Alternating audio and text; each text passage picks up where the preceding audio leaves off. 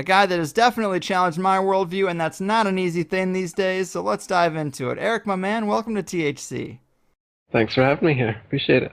So happy to have you here, man. And I think a lot of people are going to be challenged with this one. And it is going to be tough to articulate some of these arguments without pictures and diagrams.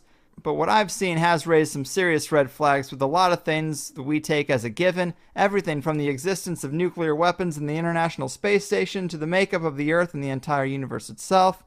So let's not beat around the bush, man. To challenge the heliocentric model of the solar system is pretty blasphemous in today's world.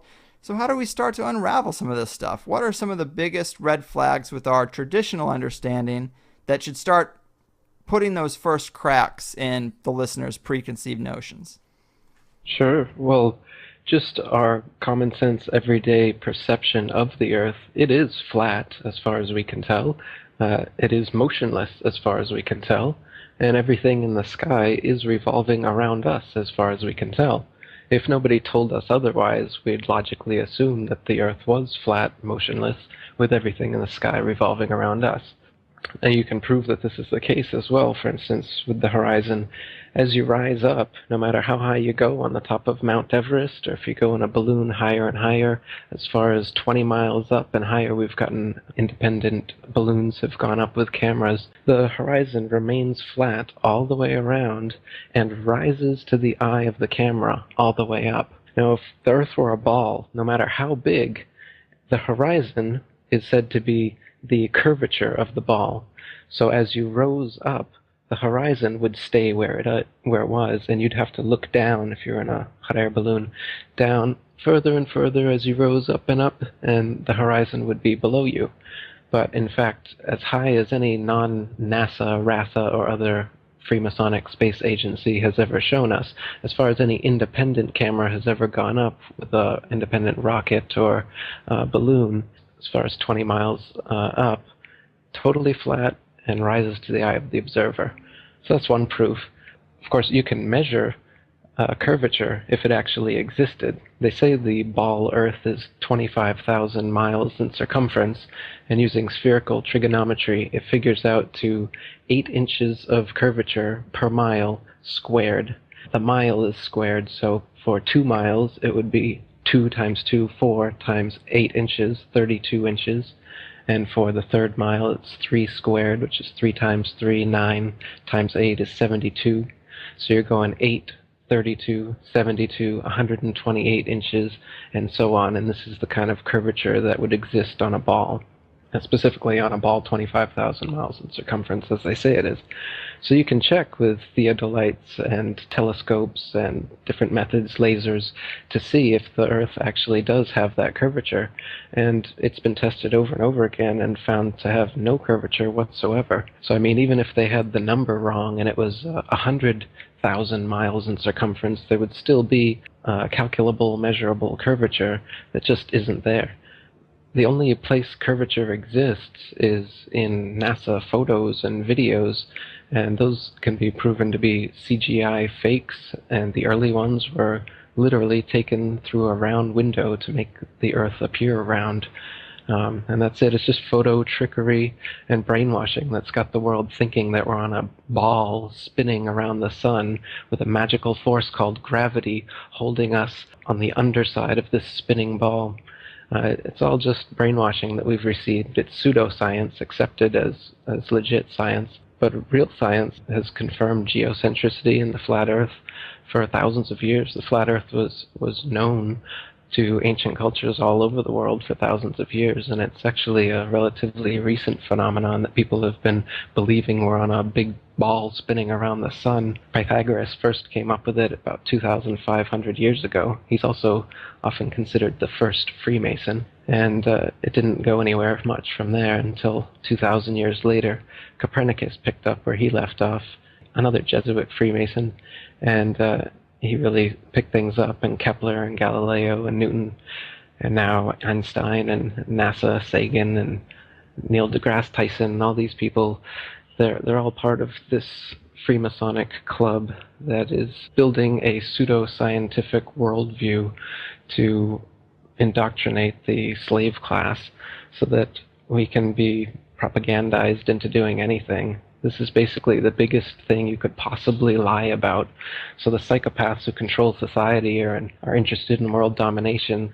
The best way to brainwash the whole world is to lie to the whole world about what the world is. What is the earth under your feet? What is in the sky above your head? Where did we come from? You know, it's now, this lie has now evolved into a Big Bang evolution, heliocentric spinning ball cosmology, when in reality, we're not a cosmic accidental sneeze, nothingness turned everything.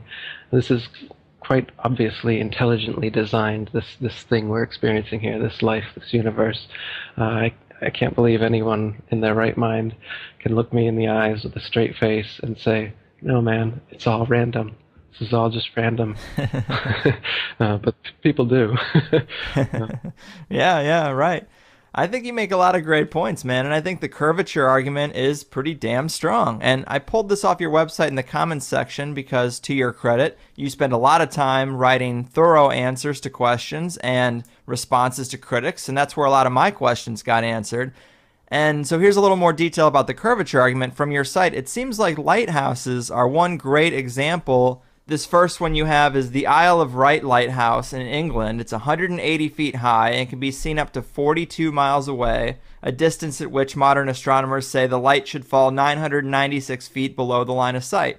Why can you still see it? And then you have several other good examples in the lighthouse department, but another one worth mentioning that people be familiar with is the Statue of Liberty. It stands 326 feet above sea level, and on a clear day can be seen as far as 60 miles away.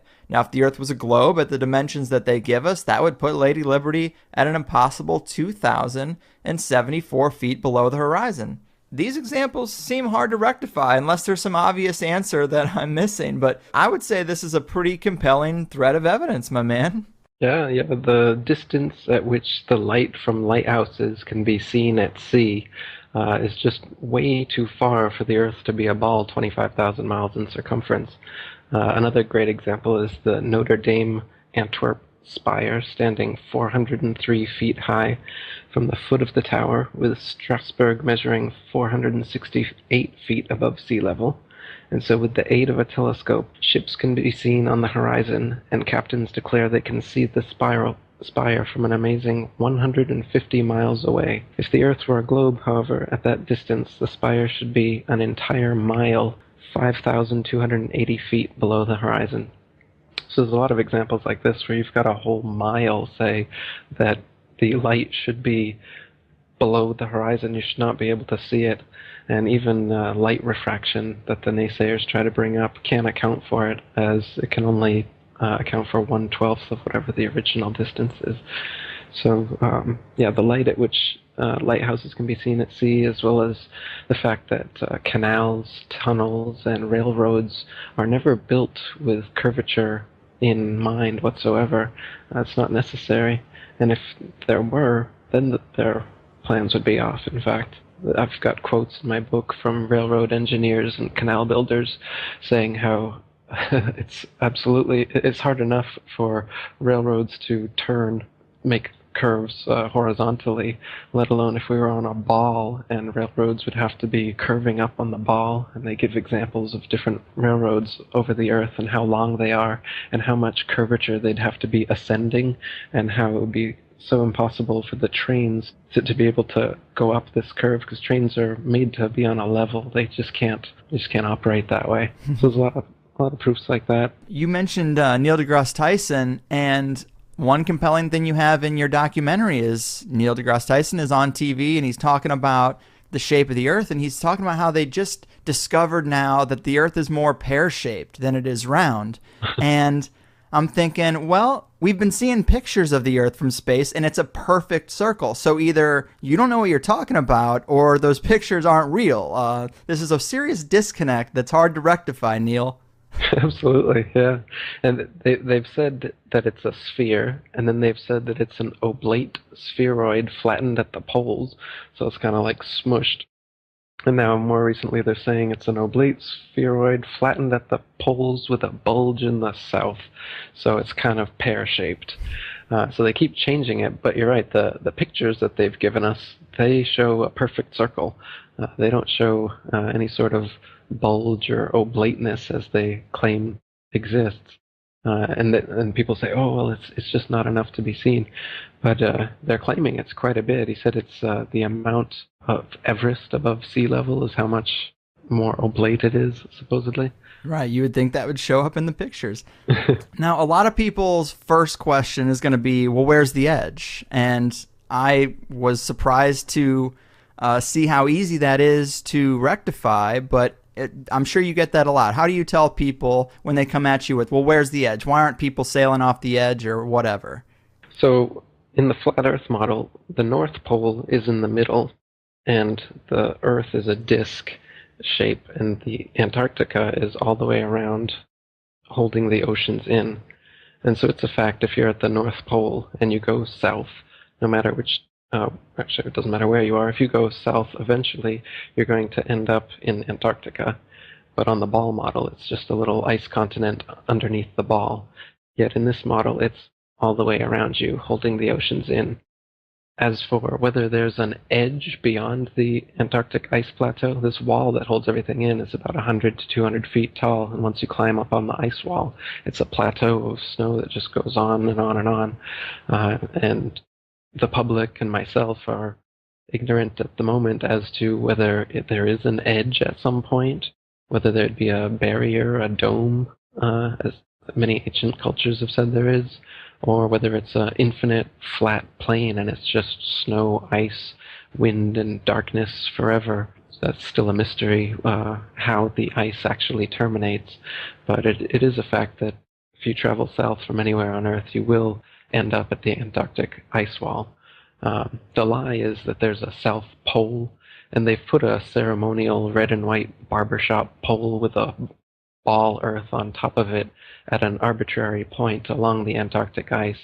And they even admit that it's not the actual South Pole, and they have this complex model how the North and South Poles on the ball Earth are constantly moving because of the nature of the molten magnetic core of the ball Earth they claim exists. But the real reason is they have guided tours there to the South Pole, and if you took a compass and you stood at their ceremonial pole, you should be able to walk in a circle and north would be in every direction. But of course that wouldn't happen, and so they'd have to answer to all these tourists every year as to why the South Pole clearly isn't the South Pole. And they even admit it, you can see on YouTube, and they give their complex answer as to why it's always moving and you can never really find it. Same with the North Pole. In fact, if you watch North Pole documentaries, they always claim they're at the North Pole, but they're only showing a Garmin with 90 degrees north latitude. They never pull out a compass to actually check if they're at the North Pole. They're just on some ice somewhere, could be anywhere on Earth, and then they're like 3 feet, 2 feet, 1 feet, we're at the North Pole. It's just some random ice, nothingness. So yeah, it's easy to lie about these things. And these no man's lands, the North Pole and the Antarctica, they don't allow us to independently explore them. So people like Rodney Clough or Jarl Anderhoy, independent explorers who've wanted to go to the North Pole and Antarctica without getting government pre-approval and only going with their escorts to the places they want you to go, they've actually been turned around at gunpoint by military vessels not allowing them to go in. Jarl Anderhoy's faced jail time and fines for it as well. So they definitely don't want us exploring what is in the middle of the flat Earth and on the edges. They keep us in the middle. Yeah, I find it really interesting. And the first thing I had thought when I was getting into this is like, well, what about airplanes? People fly from North America to China to Europe, all around the globe, or, the proposed globe. And this is easy to rectify with the model you laid out with the North Pole in the center. When you fly, if you think about the rings on a bullseye, you can fly around it can make it seem like you're going around a ball, but you're really just going around in a circular pattern on a flat plane. And I was like, wow, I never really thought about it like that. And if you look at, well, of course, something we always talk about is hidden in plain sight, symbolisms and corporate logos that they use.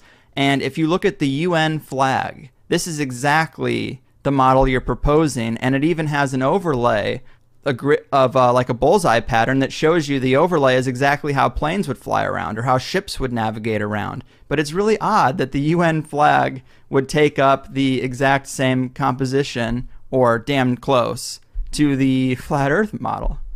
Yeah, the UN flag is a flat Earth map. You can look at it. It is not a ball Earth. It's a flat Earth, and the bullseye you're talking about that's over it. If you count the number of holes they've got there in the bullseye, there's exactly 33.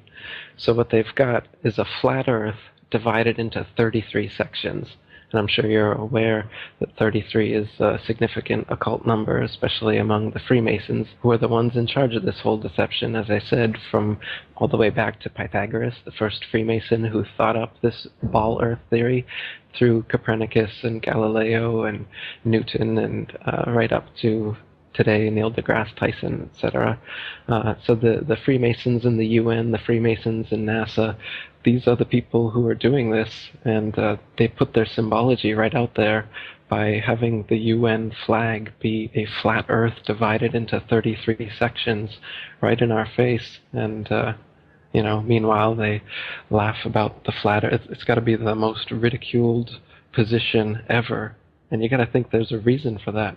Why is the concept of flat Earth or being a flat earther so ridiculed?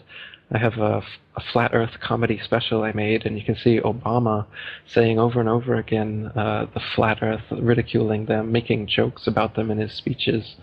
And I mean, these aren't just off-the-cuff remarks. These are things that are being written into his speeches. So why are they doing this? Why are they making sure that people know that the flat Earth is something to be ridiculed?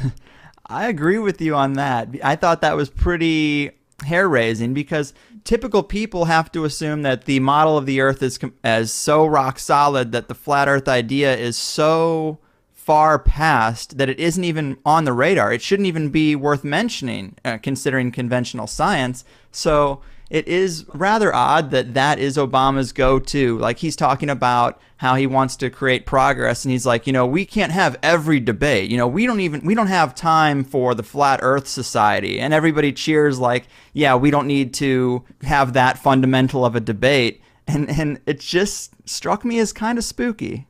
Yeah, definitely. So you've mentioned these Masons, Copernicus, Kepler, Galileo, Newton, all the way up to Armstrong, Aldrin, and Neil deGrasse Tyson. So, I mean, if they're holding this secret, this would be the biggest secret possible. So are you putting Freemasons at the very top layer of this power pyramid? No. The Freemasons seem to be the foot soldiers who do all the dirty work, but they're definitely part of a grander scheme involving the Vatican and Jesuits and world royalty and other secret societies. So there's definitely a big network. I don't know. I think people like to kind of debate semantics about the tippy top of the capstone of the pyramid, and I don't know that there even is such a thing, or if we would ever get to it from the outside. But I think it's definitely world royalty, the Vatican, the Freemasons, and the whole secret society network of, Bohemian Grove and Skull and Bones and all these other organizations. They're all interlinked in some ways through the whole corporate, banking, military, industrial structure. The thing's pretty well interwoven. Every country is a tax farm. There's nowhere on earth you can go to get away from paying taxes and obeying government laws, right? So, they make it sound like America and Russia are sworn enemies, or North Korea or Iran or whatever. They're always giving us boogeymen, but the real boogeymen are all the governments and the people who work for governments. They're all mafia organizations in the sense that they couldn't exist and wouldn't exist if it wasn't for the violence and coercion they use to steal tax money from their populations.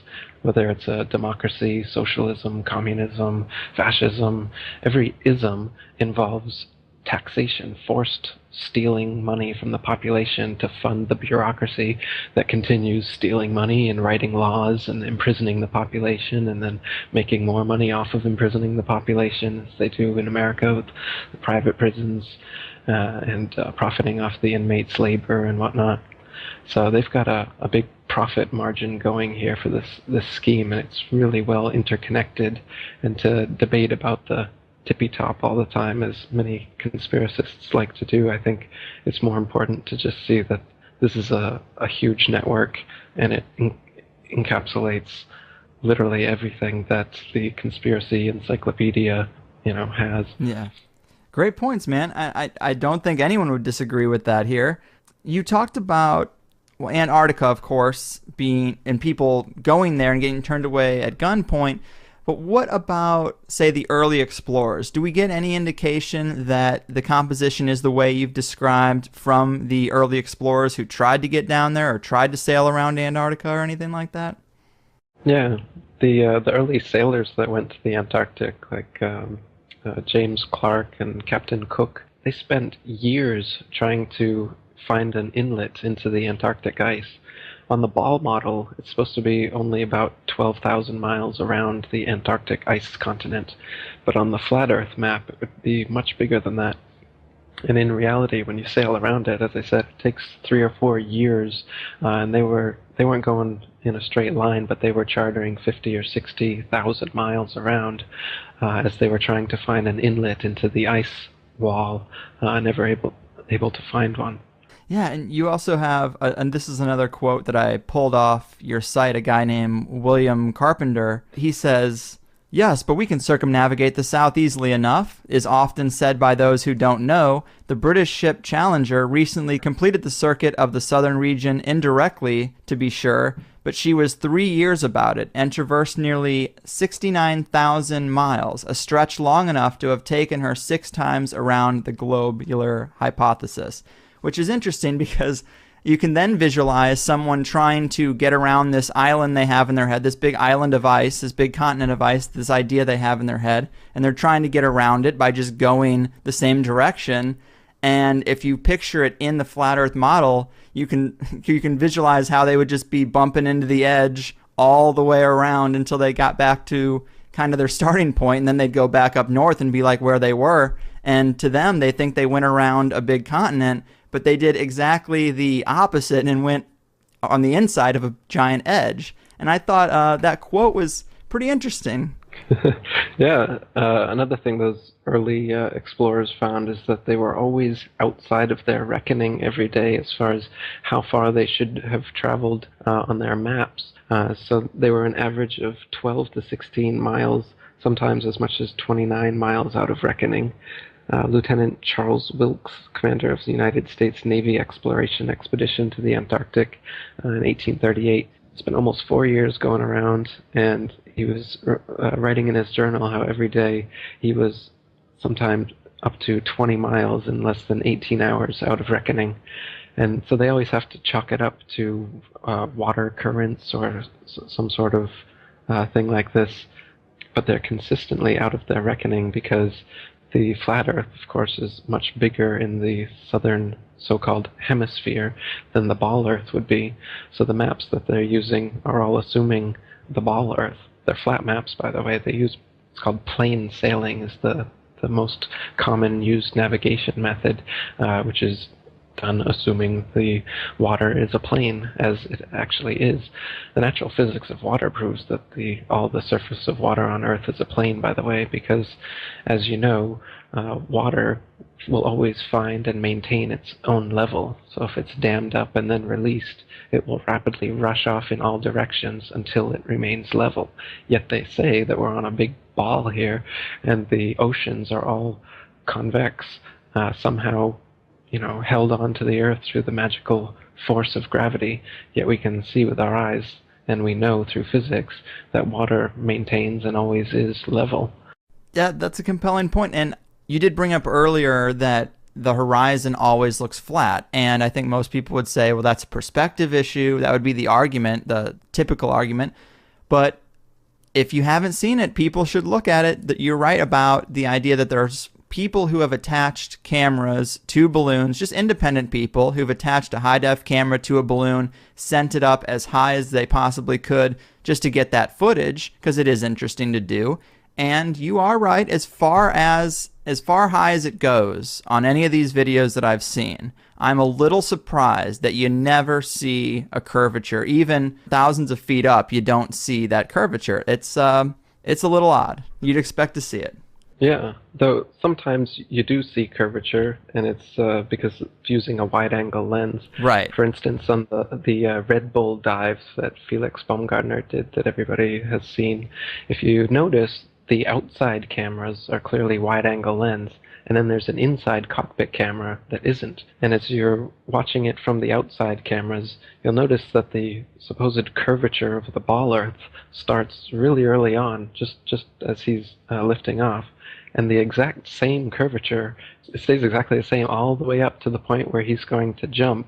So the curve is the same, but his altitude has risen by many, many miles. The reason the curve is the same, of course, is because it's a wide-angle lens effect. It's not actually the curve of the horizon. It just seems that way. Right. And that's proven by the inside camera, which, as the door opens, you can see the horizon out that inside camera. It has risen to the eye of the camera. As I said, on a ball Earth, you wouldn't open that camera and have the horizon right at eye level in front of you, no matter how big the ball was. That effect can only happen on a flat plane. And you can see in that dive shot that the inside camera, the horizon is completely flat. Mm-hmm. Then it goes to the outside, and you got a huge curve. But when you're looking at some of the amateur balloon footage, some of it's lens corrected and it's completely flat. And others, like the GoPro stuff, the horizon will fluctuate as the camera spins and tilts. The horizon will go convex and concave, but whenever it's still, it will level off at completely level. And you can see that the convex and concave the images are just a lens effect. It's obviously not the horizon shifting every 2 seconds as the camera jumps. Yeah. And when it's still, you can see all the way up, totally flat. Yeah, I have a GoPro, so I'm very familiar with that fisheye lens, which, yeah, that's not going to be reliable for what we're trying to look at. And another thing about that guy who does the jump from the upper atmosphere, when he lands, he does a Masonic hand symbol. So he very well could just be another pawn in the game to create the illusion. I thought that was pretty interesting. Let's see. Another big issue that people are going to have is we're told we have tens of thousands of satellites orbiting the Earth for GPS systems, cell phones, military radar, navigational equipment. How do we rectify that? Yeah. Well, and they also say that there's an International Space Station out there, and there's a Hubble telescope floating out there taking wonderful CGI Photoshop pictures that they send us back with their amazing 400-mile outer space internet connection to the Hubble Space Telescope. And now the internet space connection has gone to over 1 million miles with the new Rosetta mission. Have you seen that one? Mm-hmm. The CGI Photoshop pictures from that are just wonderful and well worth the billions of dollars we're spending to get them. Yeah, so the illusion is that there's a space station and satellites and telescopes just floating out there in infinite space. But you and I know that no matter how high you go, you come right back down. Whatever goes up must come down. The illusion is that at some point, if you go high enough, this gravity they claim exists that pulls you back down to the Earth, suddenly just you pop out of it and into the vacuum of space. Now, the vacuum of space can't exist because it's connected to the non-vacuum of the atmosphere in Earth and all the other supposed planets that exist. So a vacuum must be a closed system. But they claim space is a vacuum, and space is an open system. So it's philosophically impossible for space to be a vacuum. And the way that they fool us into thinking that this actually is plausible is threefold.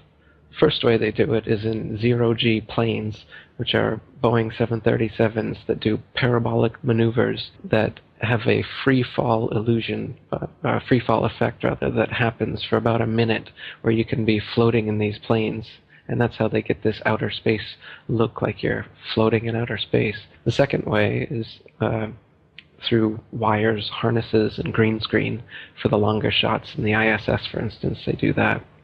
And the third way, for like the outside shots they do, are in pools. They're actually underwater, and this is confirmed by the fact that there's bubbles rising in the pool in a lot of their shots. And people on YouTube have dissected a lot of the ISS and other supposed space footage and all the space bubbles that are coming out of their helmets. Some people are even wearing scuba gear. They found that as well.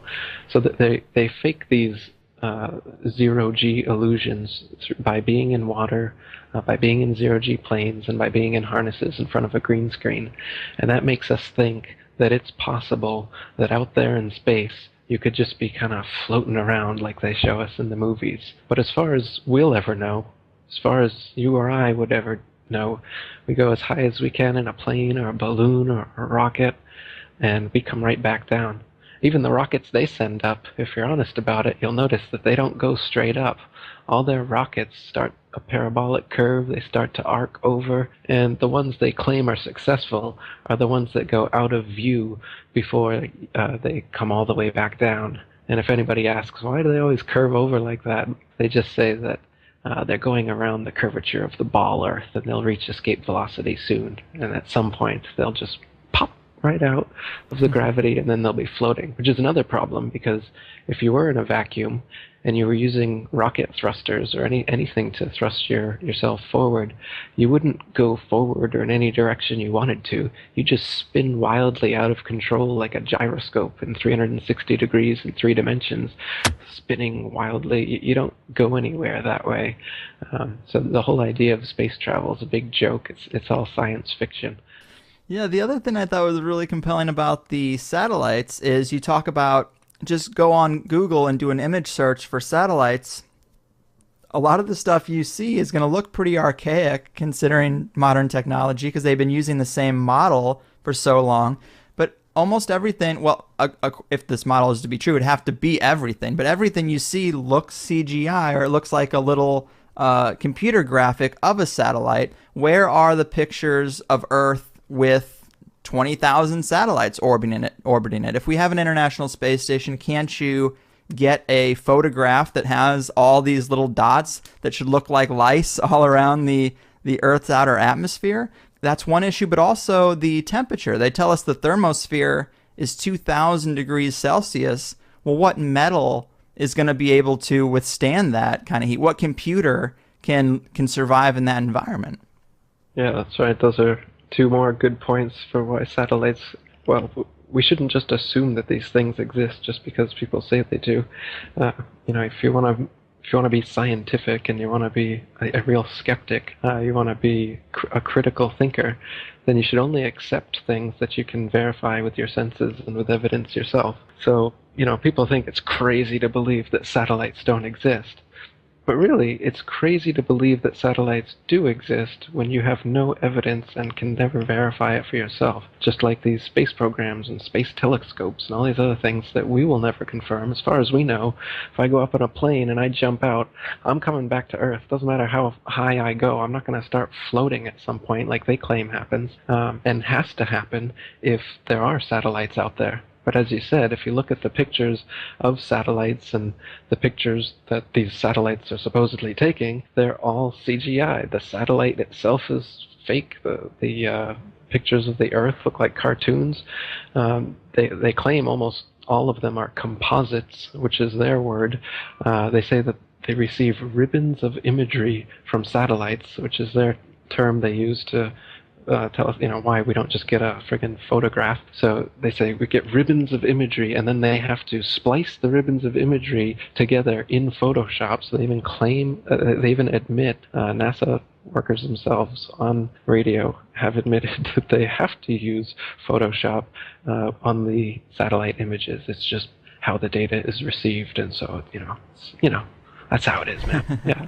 So I find this theory really interesting, far more interesting than I thought it would be, to be honest. And I guess if this was 100 years ago, I would be a lot more convincible than I am today, just because I can't rectify the things like GPS, like latitude and longitude navigation, the idea that there's pilots flying around the planet, that there's a lot of sky watchers like that look up at the sky and they'll see, of course, what they say are stars, but they'll also see the dots that slowly move across the sky, and they'll say, well, those are the satellites. You know, when you look up there, you can see those are the orbiting satellites. I've seen people who are UFO watchers take high-grade military night vision goggles and look at the sky, and it completely brightens up more than it does with the naked eye.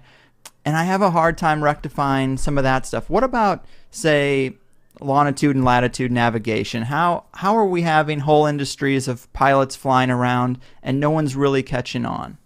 Yeah, I mean, here's a good question. Why don't pilots catch on to this fact? If the Earth was truly a sphere, 25,000 miles in circumference, curvating 8 inches per mile squared, a pilot who wanted to simply maintain their altitude at a typical cruising speed of 500 miles per hour would have to constantly dip their nose downwards and descend 2,777 feet over half a mile every minute. Otherwise, without this compensation, in an hour's time, the pilot would find themselves 166,666 feet, 31.5 miles higher than expected. You just end up flying off into outer space if you weren't constantly dipping your nose down to fly around the ball. And so, like I said, if at the typical cruising speed of most planes, you'd have to be descending a half a mile every single minute. And this never happens. I've talked to pilots. Once you get to your cruising altitude, the artificial horizon maintains level. It don't touch the controls, just keeps on going. And so, I mean, the reason pilots don't figure, I'm sure some pilots figure it out, and then who are they going to tell? But I mean, they're just like everyone else. Everyone else is so brainwashed that they don't think of it. And if they do, I've even heard some explanations. They claim that, they say the atmosphere. They say the Earth is spinning over 1,000 miles per hour, and that the atmosphere is also dragged along with it.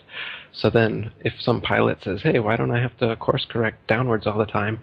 Their explanation is that this atmosphere that's being magically dragged with the spinning ball Earth also magically course corrects planes so that they stay at exactly the same altitude because they're in that atmosphere, that magical atmosphere that helps you curve around the ball Earth, man. They've got explanations for everything. Mm-hmm. And like we're told that the Earth is spinning at 1,000 miles per hour, which is awfully fast, but yet, let's say a helicopter cannot just hover in the air for 12 hours, start in St. Louis, Missouri, hover for 12 hours, and land in China with the Earth spinning below it. And that is what, I would first think would be the situation. But then we're told because we're in the sphere, it all moves relative to itself, and you don't notice those changes.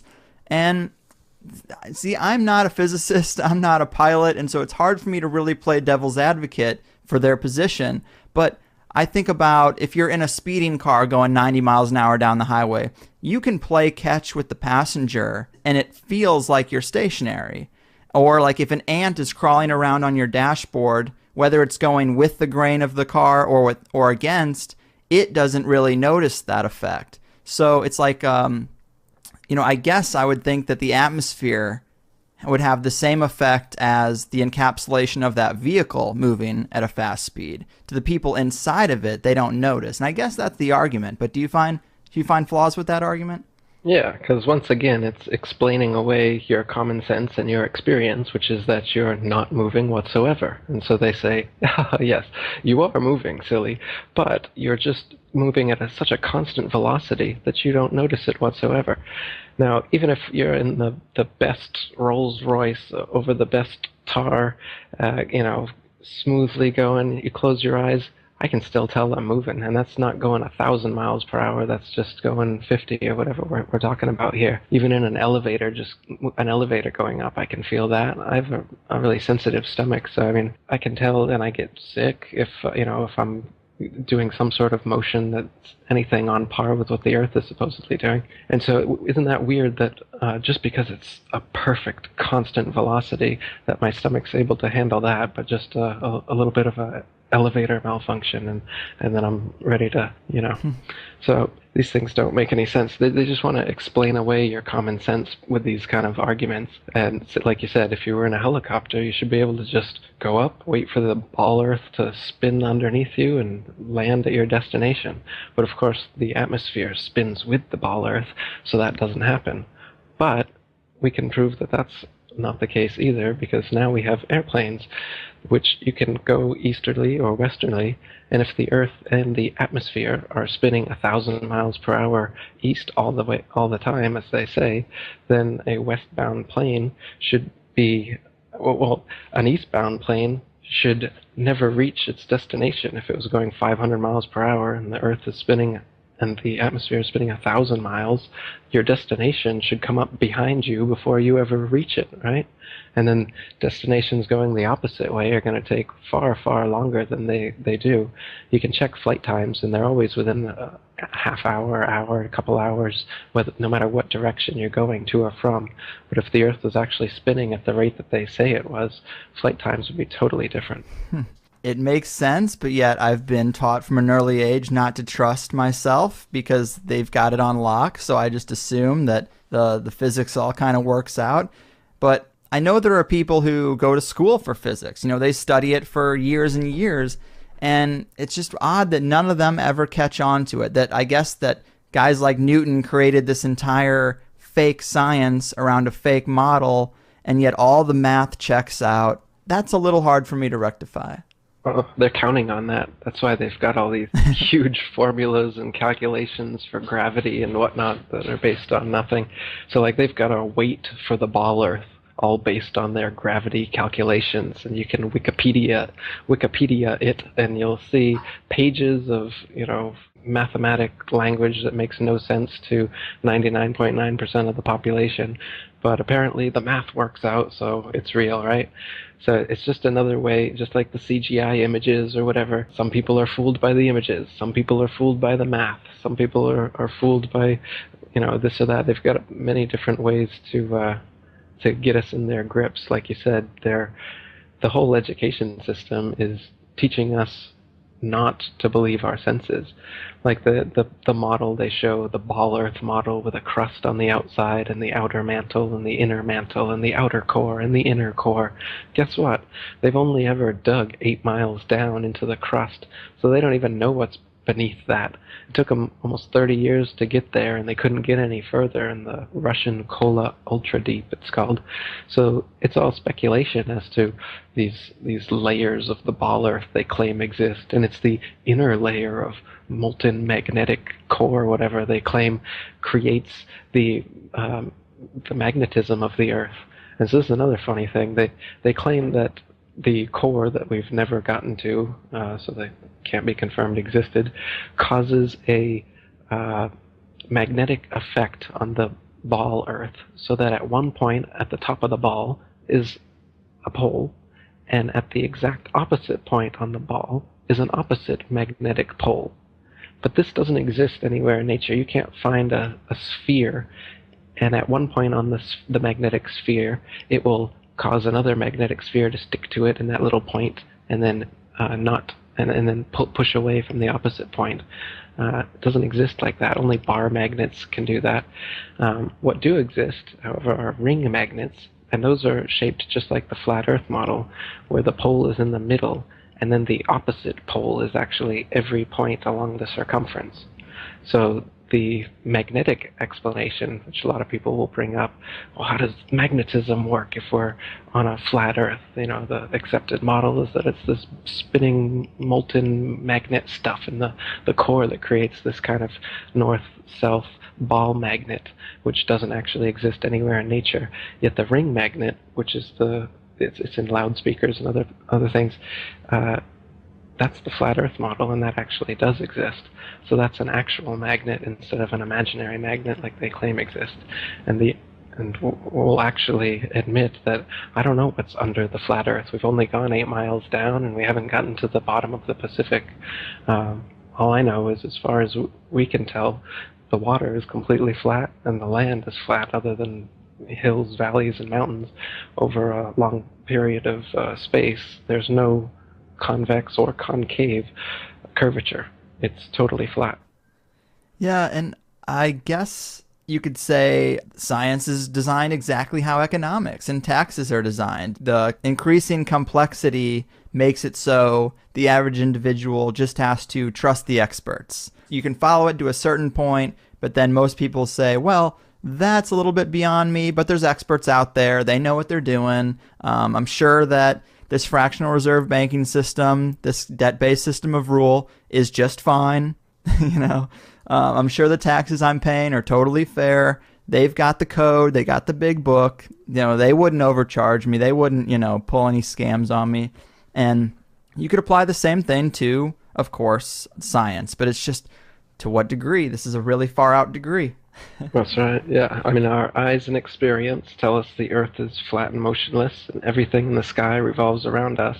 But when we cease to believe our own eyes and experience, we have to prostrate ourselves at the feet of these very pseudoscientists who are blinding us, treat them as experts, astronomical priests who have special knowledge only they can access, like the Hubble telescope. So by brainwashing us of something so gigantic and fundamental, it actually makes every other kind of lesser indoctrination a piece of cake. Earth being the flat, fixed center of the universe around which everything in the heavens revolves gives a special importance and significance not only to Earth, but to us humans, the most intelligent among the intelligent designers' designs. By turning Earth into a spinning ball thrown around the sun and shot through infinite space from a godless Big Bang, they turn humanity into a random, meaningless, purposeless accident of a blind, dumb universe. So it's like trauma-based mind control, beating the divinity out of us with their mental manipulations. People are always asking, why do they do this? Other than the obvious profit margin motive, NASA being the biggest black budget black hole in existence, sucking in over $30 billion taxpayer money for the fake moon landings alone. Nowadays, hundreds of billions of dollars, and not just NASA, but RASA and all the other fake space organizations around the world giving CGI images for hundreds of billions of dollars. So this modern atheist Big Bang heliocentric globe Earth chance evolution paradigm spiritually controls humanity by removing God or any sort of intelligent design and replaces purposeful divine creation with haphazard random cosmic coincidence. And so by removing Earth from the motionless center of the universe, these Masons have moved us physically and metaphysically from a place of supreme importance to one of complete nihilistic indifference. If the Earth is the center of the universe, then the ideas of God, creation, and a purpose for human existence are resplendent. But if the Earth is just one of billions of planets revolving around billions of stars and billions of galaxies, then the ideas of God, creation, and a specific purpose for Earth and human existence become highly implausible. So by surreptitiously indoctrinating us into their scientific materialist sun worship, not only do we lose faith in anything beyond the material, we gain absolute faith in materiality, superficiality, status, selfishness, hedonism, and consumerism. If there's no God and everyone's just an accident, then all that really matters is me, me, me. So they've turned Madonna, the mother of God, into the material girl living in a material world. Their rich, powerful corporations with their slick sun cult logos sell us idols to worship, slowly taking over the world while we tacitly believe their science, vote for their politicians, buy their products, listen to their music, watch their movies, all sacrificing our souls at the altar of materialism.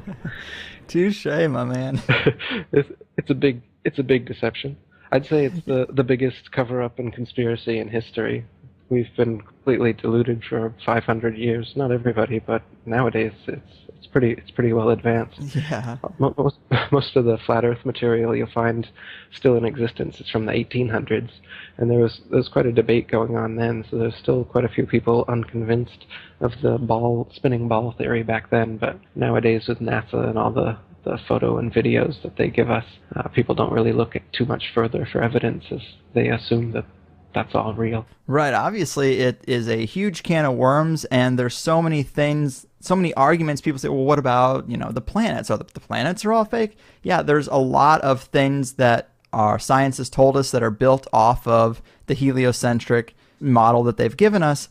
And I think that if there's any unanswered questions by the time we're done here, if people go online and take their question and they look it up, on either the comment section of your website, or I was very surprised to see how many people really are questioning the heliocentric model online. I thought it would be far less, but if you take the question you may have and you ask it to the so-called experts on the idea, they will have an answer for you. And I guess I would say challenge yourself to try to stump one. Challenge yourself to try to come up with something that they can't explain, and then say it's bullshit. But until then, maybe you should keep an open mind. And before we do go too far into it, give us a clear mental picture, if you can, of what you consider the true model of the Earth and the cosmos and this whole thing to be. Because obviously we're calling in the question that there are not billions of stars, there are not a bunch of planets in the solar system orbiting the sun. That's a huge ball of wax. So what is this reality? How is it structured? So if you look up at the sky with your eyes or with a telescope, you can't tell the difference between a star and a planet. The planets were always known as wandering stars, and the regular stars as fixed stars for thousands of years. Nowadays, they claim that planets are Earth-like spherical terra firma that you can walk on up there in outer space.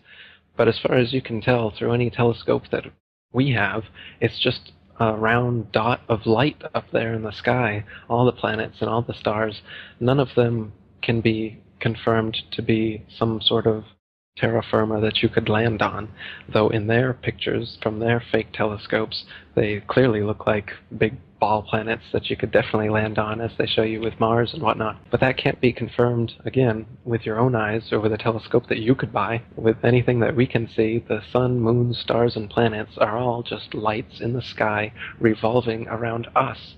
They claim that we revolve around the sun, and the moon revolves around us, and the stars are actually distant suns trillions upon trillions of miles away.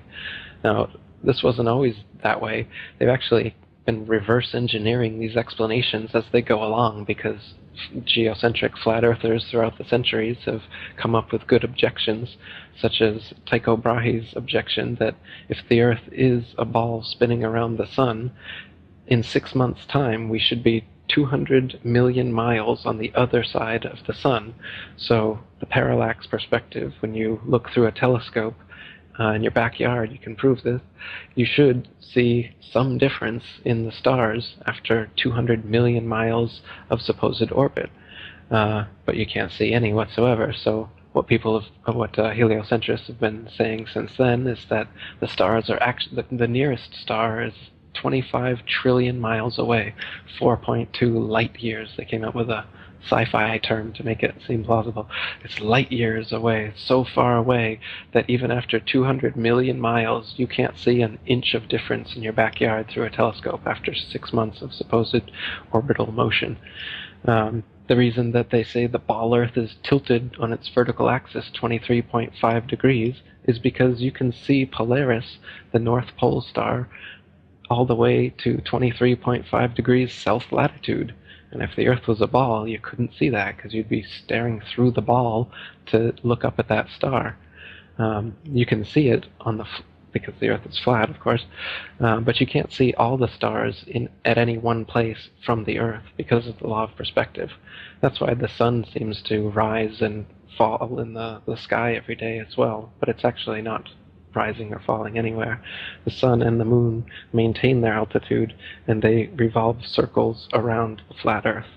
So we're stationary. The sun and the moon are actually the same size, just as they appear.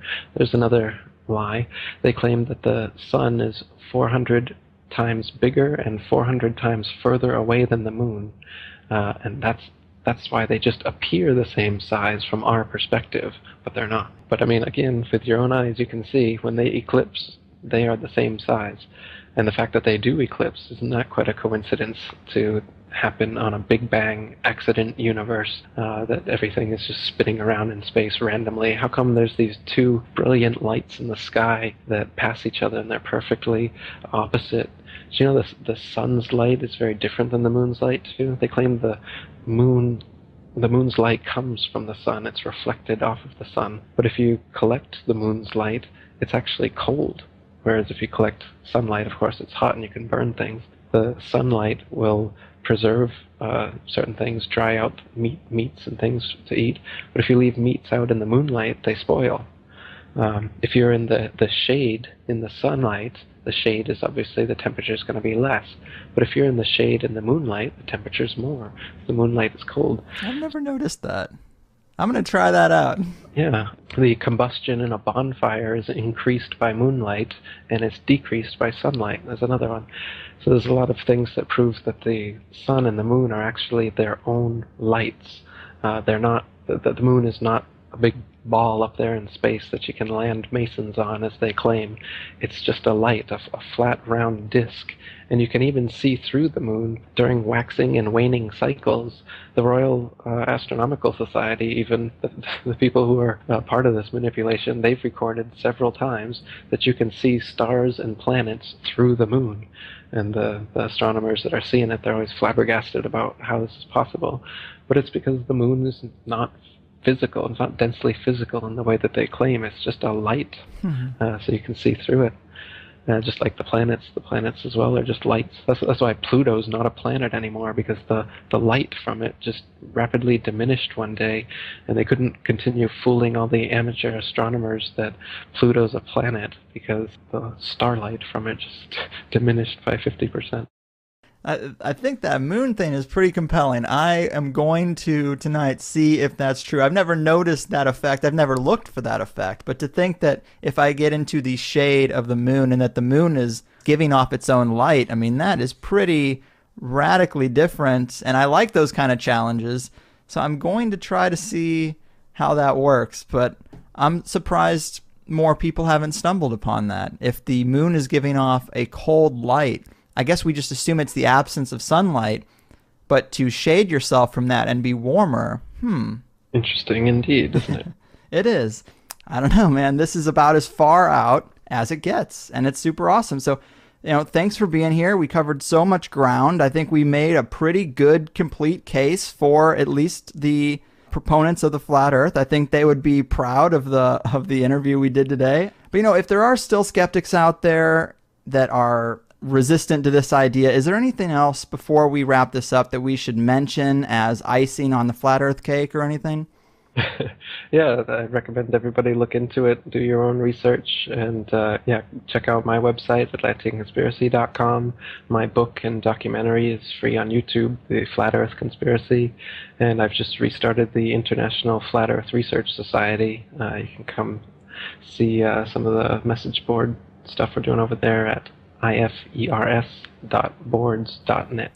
Perfect, man. And I did want to mention also real quick, for people who are going to go look this stuff up, you might want to avoid the Flat Earth Society, because they seem to be controlled opposition. You have a post about that, how the Flat Earth Society, the official group, they purposely sound crazy. They purposely don't answer things correctly. And when you trace back some of the people who are involved, they are Masons as well. So it seems like they might have this group set up to look stupid. Maybe avoid that. Exactly. The Flat Earth Society was set up after the International Flat Earth Research Society was set up as the controlled opposition to bring people away from that society. Charles K. Johnson, who ran that society, he had his house burned down and all of his flat Earth material was burned in the fire, and he claimed to his dying day that it was done by a NASA agent who also tried to murder him. And so, the Flat Earth Society, what they do is they mix a bunch of false flat Earth arguments in, so that people who are considering the flat Earth and trying to research it, they'll instantly come upon the Flat Earth Society material because it's at the top of all the search engines, and they'll have false arguments like instead of saying that gravity doesn't exist, as we got into a little bit, they'll say gravity exists, but it's explained by the flat Earth disk constantly rising up 9.8 meters per second, and so you can imagine, instead of you falling, the flat Earth is rising up, and that's what happened. Right. But again, this is a silly argument. If that was the case, then sustained flight would be impossible, and the flat Earth would be rising up into planes and helicopters and stuff crashing into them. So they present an easily refutable argument like this, and then well-meaning researchers trying to look into the flat Earth find their frequently asked questions that has these bad answers, and then they just think, oh well, this is ridiculous. And they also they make the whole thing into this big satire, and they address it cynically. So if you read some of their threads, they don't keep a serious research kind of attitude. They're always off the cuff, trying to be witty and funny all the time. So the whole thing is just made into a mockery. Yeah. They even made a mockumentary called In Search of the Edge, and they'd show it to people in public schools. They'd show it to kids, and then afterwards they'd ask them if they believed it. And then if the kids believed it, they'd then give these worksheets showing why it was wrong, and that the Earth definitely isn't flat, and here's why, and then they'd start a big ball Earth unit based on it. So the Flat Earth Society has been involved in these kind of fake flat Earth arguments and documentaries and everything from the get-go up until today. So yeah, so steer clear of the Flat Earth